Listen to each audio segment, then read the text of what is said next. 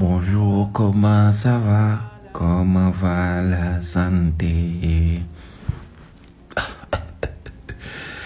Salaamaaleykum, monsieur le gouvernement. naa def Sall ne ko tey mbaa yaa ngi ci jàmm rek naka njaboot gi baa kenn woppul naka coono yi. Monsieur le gouvernement, am nga 2 minutes sa taa am nga. Wallaay Achim maa la soxla woon 2 minutes rek du yàgg. Monsieur le gouvernement, way bi mu ubbee xam nga ko. Bonjour, comment ça va, comment va la santé, mieux vaut prévenir qu'essayer de guérir. Xam nga way wi waaw xam nga ko kay. Wallaay Achim kenn mënu nekk ci gouvernement wu Sénégal te doo xam way wi mooy way wi nga xam ne képp kuy sensibiliser ci wàllum santé ci réew mi moom ngay teg. loolu moom c'est clair moom. léegi laa wàcc dugg ci bis bi 20h05 fekk Sidaat Thioune di jeexal.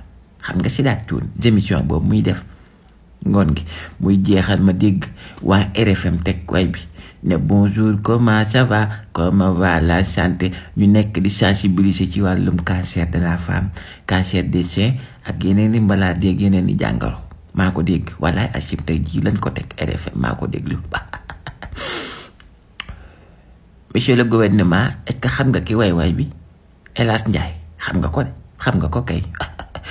El Hadj Ndiaye yëg nga ne daa paralysé daa AVC ba paralysé le côté gauche. ay soins médicaux wam metti lool waaye amul kenn ku ko jàppale. Monsieur le gouvernement, pendant ce temps yaa ngi jël ay wayam di ko teg di sensibiliser di utiliser say campagne de xawma lan sanitaire. Wallaay Achim ndekete ki way bi moom ci boppam amatul dara yorutul xaala wala kasirat mënta yëkkatil boppam mënta jëfal boppam bu nu def dara.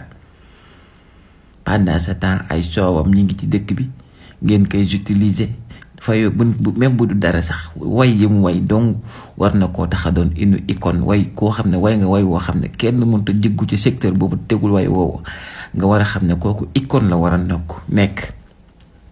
bu dee am na médaille de mérite et de gloire xaw ma nu ngeen koy defee chevalier d'artiste et d'inconvénient international xaw ma ngeen tàkkal ko.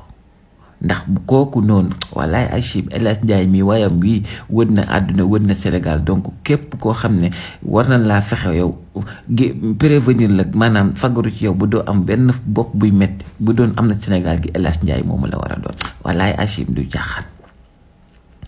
Monsieur le gouvernement, non seulement ngeen seetaan ko en tant que artiste international ci Sénégal yëpp ngeen seetaan ko ba mu nekk situation yi mu nekk ba yoratul dara.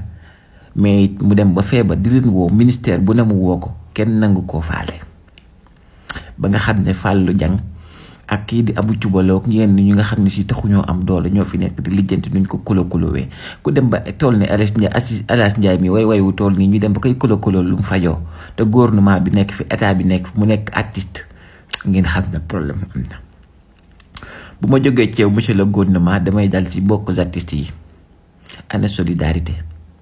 ma yéen Sénégal ana solidarité waaye yéen El Hadj Ndiaye mi Wally Seck milliards yi mu yor Youssou Ndour milliards yi mu yor Pape Diouf ñoom seen Sidy Diop El Hadj Ndiaye mi waykat la ne yéen wallaay Achim waykat la ne yéen bu fekkee ne seen mbokk waykat daa amee maladie di ngeen war a faj ko balaa état sax di ko yëg war ngeen ko mën a faj bu ngeen jéemee ba jéem seeni moyen matewu ko ngeen doog a solliciter état ak seen voix bi ngeen am ak seen xam-xam bi ngeen am seen dugg-dugg yi ngeen am.